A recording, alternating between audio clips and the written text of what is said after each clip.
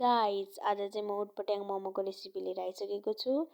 देख्न सक्नुहुन्छ आज चाहिँ मैले साग बडी आलुको चाहिँ मोमो बनाउन गइरहेको छु। कस्तो अघि होइन यस्तो उटपटाङ काम चाहिँ जहिले मेरो दिमागमा आइरहन्छ है।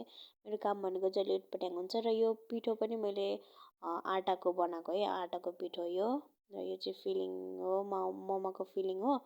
यहाँ चाहिँ थोरै देखिएको छ तर धेरै नै थियो र मेरो कलाकारिता हल्का भए पनि यस्तो देखाइदिउँ भनेको होइन, तर राम्रो त भएको छैन, इग्नोर गरिदिउँ ल गाइस। र अचारको लागि पनि सबै सामानहरू काटकुट गरेर रेडी गरिसकेको थिएँ मैले होइन। धनियाँ चाहिँ मलाई चाहिनेभन्दा बढी मन परेको भएर यता चाहिँ चाहिनेभन्दा बढी राखेको थिएँ। लास्टमा त आँखाले पनि मन पापी भने जस्तै भयो होइन गाइस। यस्तो भयो थियो नि बढी भएर धनियाँ। र यहाँ चाहिँ अचारको लागि यो धुवाँले चाहिँ एकदम डिस्टर्ब गरेको थियो कि होइन, क्यामेरामा चाहिँ पुरै धुवैँ भएर यताको हालत पनि त्यही थियो गाइस। यता पनि मैले मोमो चाहिँ यसरी उसिनेर बनाएको थिएँ पानीमा। ल फाइनल चाहिँ यस्तै भएको थियो, मैले सँगै बनाएको थिएँ। कोही कोही किमा उछितिर कता पुगेको थियो भने कोही चाहिँ सही सलामत थियो। By by guys.